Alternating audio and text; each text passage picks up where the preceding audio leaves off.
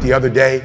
I got up the other day like at 3 o'clock in the morning, and I woke up and I was just walking around like a zombie. I was like, I'm so tired. I heard the devil say, go back to sleep.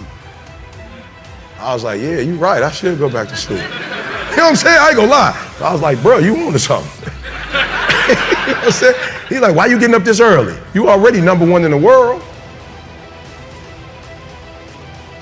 You already #1 in the world, E. You already doing what you're supposed to be doing. Like, E, you've been grinding, just go ahead, it's 3. And my body said, yo, E, what would you go back to sleep for? I said, I'm tired. My body said, you're not tired. I said, well, why would you say I'm not tired? He said, because you woke up without an alarm clock. You woke yourself up. So if you were tired, your body wouldn't let you get up. If you were tired, your body would make you sleep till 6. You got up, it's 3. No, what you don't want to do is the grind, but you're up. So do me a favor, Eric, you don't even have to do anything. You don't even have to work. You've been getting up at 3 so early in the morning, don't even worry about it. Just put your shoes on, and when you get on the treadmill, it's just going to do it for you because you've been doing it every day for 3 o'clock in the morning.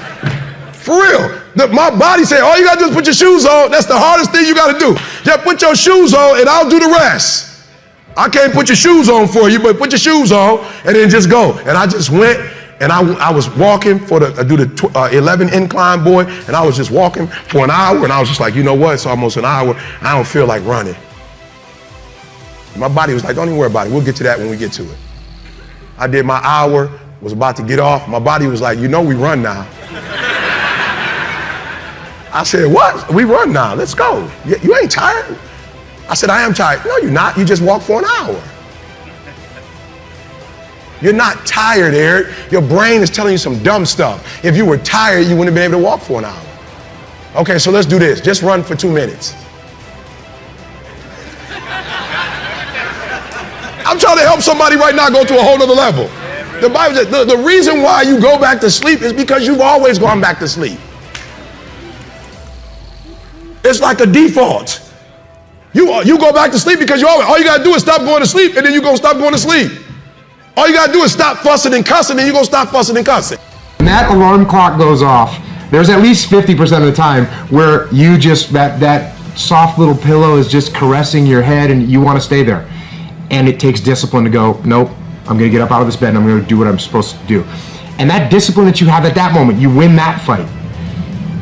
That's a big victory. And then that pattern will carry out throughout the day, because once you're up, well, now that I'm up, I might as well go work out because I'm already up and I feel good that I got up out of bed and I won that battle. Let me go win another battle. I'm gonna go get it done.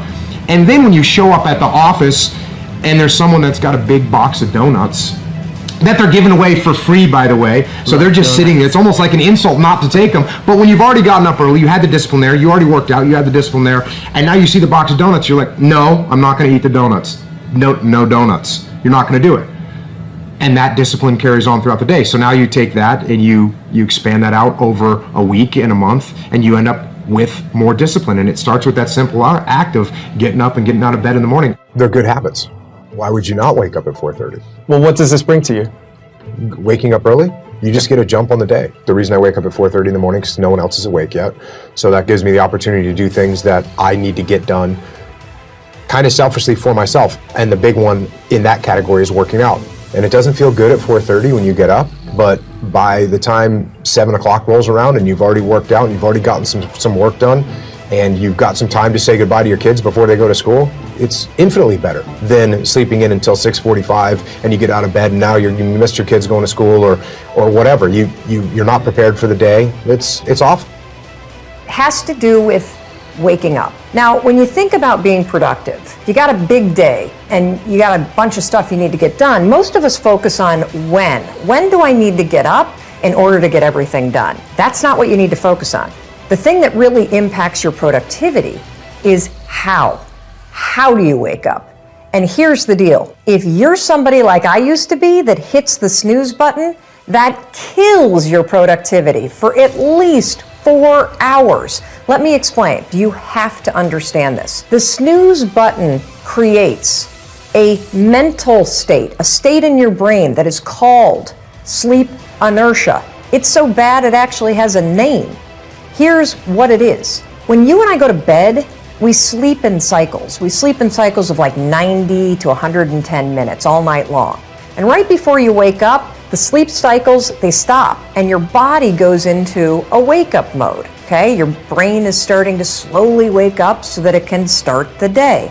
When your alarm goes off, you're in wake-up mode. Your brain is now ready to do its best work. However, if the alarm goes off and you hit the snooze button, guess what you've just done? You've just made your brain go back into a sleep cycle.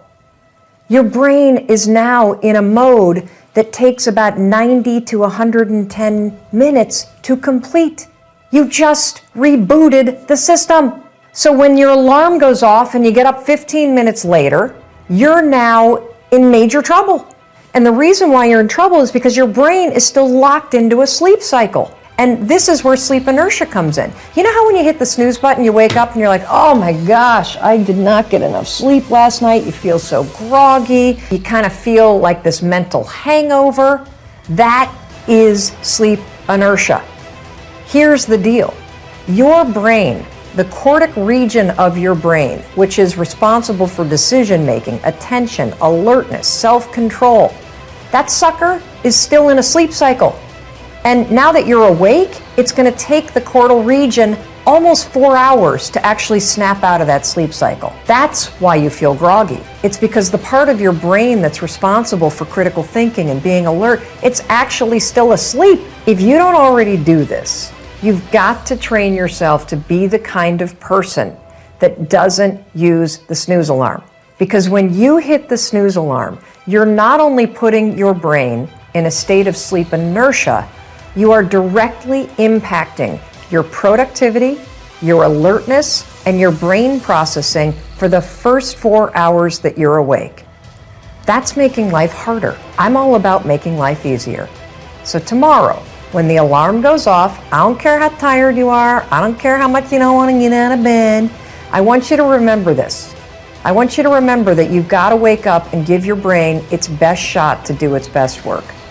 And the way you're going to do it is 5, 4, 3, 2, 1, turn off that alarm and get up. Seize the day and go be productive.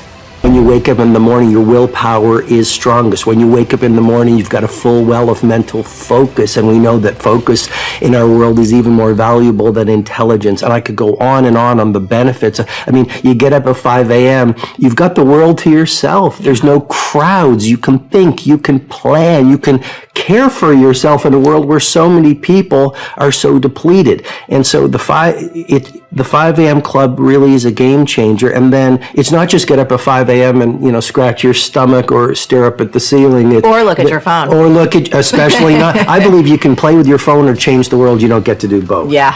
And so the 5 a.m. club method is based on the 20-20-20 formula. I'm happy to get into it, but that is tell us what it is. That's the revolutionizer, and it started from my experience with working with many billionaires. I've coached many of the most successful financiers and titans of industry for over 2 decades.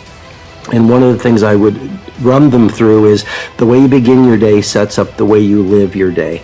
And so the 20-20-20 formula that the book is based upon is pretty simple. I go into great detail in the book, but essentially it's from 5 to 5:20. The first pocket is move.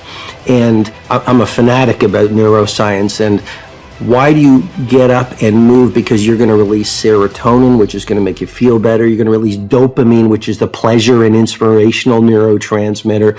You're going to release norepinephrine, which will boost your focus. You'll promote neurogenesis. Marie, you can actually grow new brain cells. Oh, You're going to hell increase yeah, your metabolic rate. So the way you feel when you first wake up is not the way you're going to feel at 5:20.